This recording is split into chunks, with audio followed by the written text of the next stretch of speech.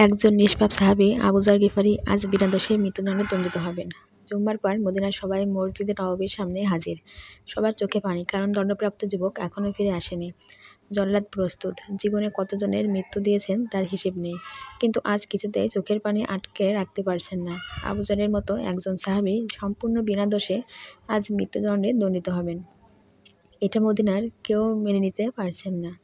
এমনকি মৃত্যুদণ্ডের আদেশ প্রদানকারী খলিফা ওমর রাদিয়াল্লাহু আনহু নিজেও চিন্তিত হয়ে পড়ছেন। হৃদয় তার ভারাক্রান্ত, তবু আইন তার নিজস্ব গতিতে চলবে, কারো পরিবর্তনের হাত নেই। আবু যর রাদিয়াল্লাহু আনহু তখনও নিশ্চিত মনে হাসি মুখে দাঁড়িয়ে মৃত্যুর জন্য প্রস্তুত। জল্লাদ ধীর পায়ে আবু যর রাদিয়াল্লাহু আনহু এর দিকে এগোচ্ছেন আর কাঁদছেন। আজ যেন আদালতের পা চলে না, পায়ে যেন কেউ পাথর বেঁধে রেখেছে। এমন সময় এক সাহাবী উচ্চস্বরে জল্লাদকে বলে উঠলেন, হে জল্লাদ, একটু থামো। মরুভূমির ধুলার ঝড় উঠিয়ে ওই দেখো কে যেন আসতেছে। হতে পারে ওইটা নওজোয়ানের ঘোড়ার পদধূলি। একটু দেখে নাও, তারপর না হয় আবু যরের মৃত্যুদণ্ড কার্যকর করো। ঘোড়াটি কাছে আসলো, দেখা যায় সত্যিই সেই নওজোয়ান। নওজোয়ান দ্রুত খলিফার সামনে এসে বলল, হুজুর, বেয়াদবি মাফ করবেন। রাস্তায় যদি ঘোড়ার পায়ে ব্যথা না পেত তবে যথাসময়ে আসতে পারতাম। বাড়িতে গিয়ে আমি একটু দেরি করি নাই। বাড়ি পৌঁছে গচ্ছিত আমানত ও ঋণ পরিশোধ করি।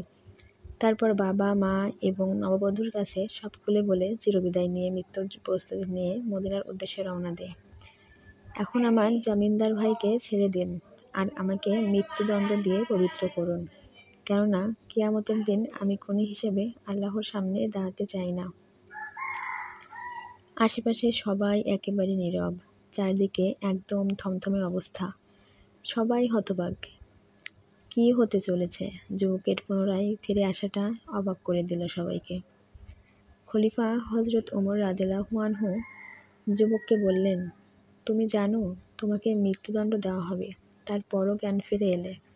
উত্তরে সেই যুবক বলল, আমি ফিরে এসেছি কেউ যাতে বলতে না পারে একজন মুসলমানের বিপদে আরেক মুসলমান সাহায্য করতে এগিয়ে এসে নিজেই বিপদে পড়ে গেছিল।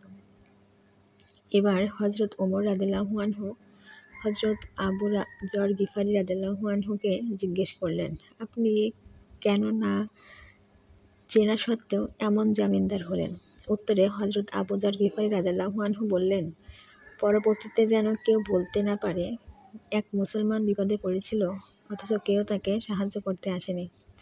এমন কথা শুনে হঠাৎ বৃদ্ধের দুই সন্তানের মাঝে একজন বলে উঠল, হে খলিফা, আপনি তাকে মুক্ত করে দিন, আমরা তার উপর করা অভিযোগ তুলে নিলাম। হযরত ওমর রাদিয়াল্লাহু আনহু বললেন, কেন?